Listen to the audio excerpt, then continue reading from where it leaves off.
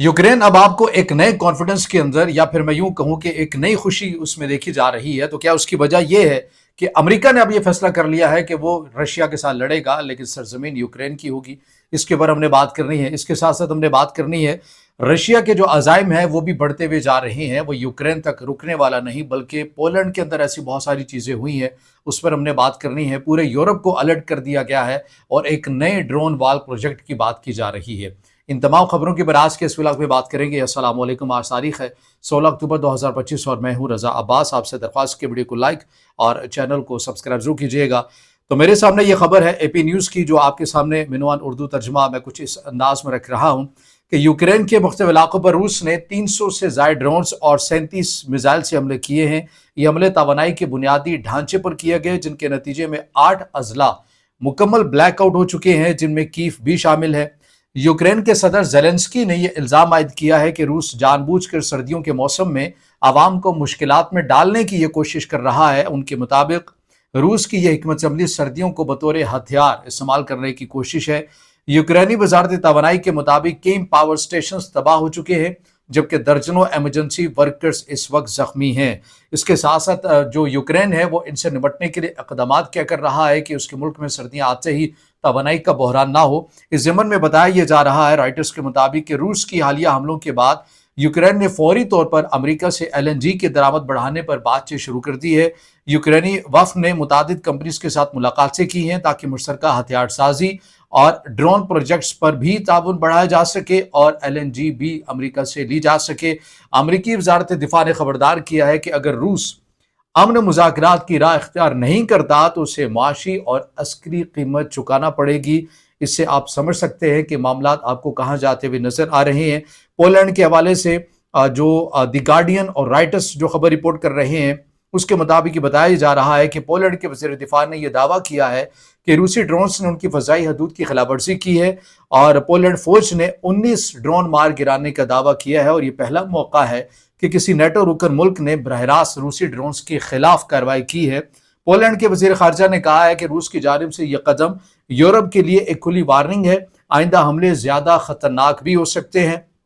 इसके साथ साथ बताया गया है कि यूरोपीय यूनियन में अब तक एक ड्रोन वाल प्रोजेक्ट पर गौर किया जा रहा है, जिसके तहत रूसी हमलों से बचाव के लिए एक मशरकी यूरोपीय सरहदों पर एक मुत्तहिदा फ़ज़ाई दिफाई निज़ाम कायम किया जाएगा। यानी ड्रोन वाल प्रोजेक्ट से मुराद ये है कि हर वक्त अपनी अपनी हदूद के अंदर ड्रोन हमेशा महवे परवाज आपको होते हुए नजर आएंगे, जो तमाम चीज़ों की निगरानी करेंगे। अगर रशिया का कोई ड्रोन है वो आ रहा है तो उसको हिट भी कर सकते हैं। अगर कोई फाइटर जेट है तो वो इसकी इतला अपने जो सिस्टम है, कंट्रोल रूम होता है, वहाँ पर वो पहुँचा भी सकेंगे। तो इसके लिए यूरोपीय यूनियन के अंदर एक गौर किया जा रहा है कि हमें एक ऐसी ड्रोन वार प्रोजेक्ट के ऊपर गौर भी करना है और इसको इम्प्लीमेंट करने के लिए अब जो वाज़ेह क़दमात होंगे वो भी हमारे सामने वक्त के साथ साथ आ जाएंगे। लेकिन इस नुक्ते के ऊपर गौर किया जा रहा है और ऐसा तब हो रहा है जब बहुत तेज़ी के साथ कभी खबरें आती है कि मोल्डोवा के अंदर रूस के जो ड्रोन्स हैं वो गए हैं, पोलैंड में गए हैं, और इसी तरह दीगर जो यूक्रेन के आसपास के ममालिक हैं वहाँ पर आपको ड्रोन की जो परवाज़ें हैं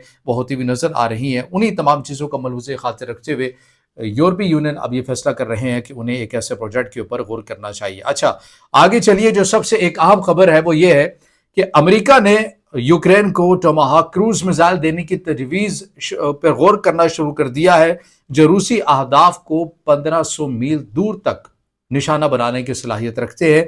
और इसमें फाइनेंशियल टाइम्स के अंदर ये खबर सामने आ रही है कि अगर अमेरिका की तरफ से हतमी फैसला कर लिया जाता है, इस मिसाइल, ये जो स्पेसिफिक मिसाइल हैं इंतहाई अहमियत के हामिल, ये यूक्रेन को दिए जाएंगे।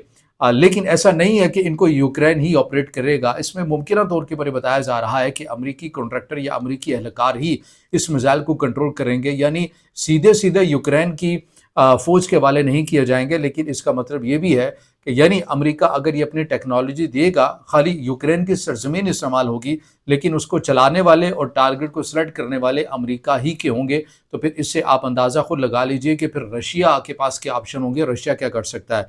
रशिया ने इस पेशरफ के ऊपर शदीद पहले रद्दमल भी दिया है और ख़बरदार कर दिया है कि अगर ये मिसाइल की फराहमी अगर ये मिसाइल अमेरिका यूक्रेन को देता है और चाहे खुद भी कंट्रोल करे, تو ہم اسے مکمل اعلان جنگ تصور کریں گے۔ اب آپ یہ کہیں گے کہ رشیا یوکرین کی جنگ تو کئی سالوں سے چلتی ہوئی نظر آ رہی ہے، تو اب کون سا اعلان جنگ کرنا ہے؟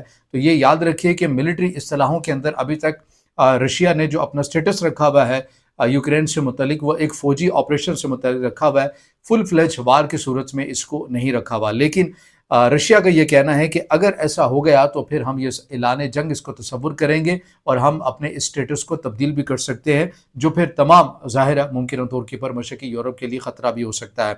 روس کے مطابق نیٹو ممالک کی سرگرمیاں علاقائی استحکام کے لیے خطرہ بنتی بھی جا رہی ہیں، اور یوکرین نے یورپ کے اندر جو بڑھتی ہوئی تیاری ہے کچھ اس کی بھی ہم بات کر لیتے ہیں کہ یوکرین نے 2025 کے لیے 12 سے 20 بلین ڈالر کی فوجی امداد کی درخواست بھی دی ہے۔ جرمنی نے امریکی دفاعی پیکج میں 500 ملین یورو کی شمولیت کا اعلان کیا ہے۔ یورپی یونین روس کے منجمد اثاثے یوکرین کی مدد کے لیے استعمال کرنے پر غور کر رہے ہیں۔ اس دوران نیٹو طیارے روسی سرحدوں کے قریب مسلسل آپ کو پیٹرولنگ کرتے ہوئے نظر آ رہے ہیں تاکہ ممکنہ روسی مداخلت کی نگرانی بھی کی جا سکے۔ اس کے اوپر عالمی مبصرین ہیں وہ یہ کہہ رہی ہیں کہ یہ تنازع اب یوکرین اور روس تک محدود نہیں رہا، بلکہ یہ ایک طاقتوں کی جنگ بن چکا ہے جہاں توانائی، عسکری ساز و سامان اور عالمی سیاست ایک دوسرے کے ساتھ آپ کو جڑتی ہوئی نظر آ رہی ہیں۔ پولینڈ کی براہ راست شمولیت نے اس جنگ کو علاقائی سے بین الاقوامی سطح کے اوپر بھی پہنچا دیا ہے۔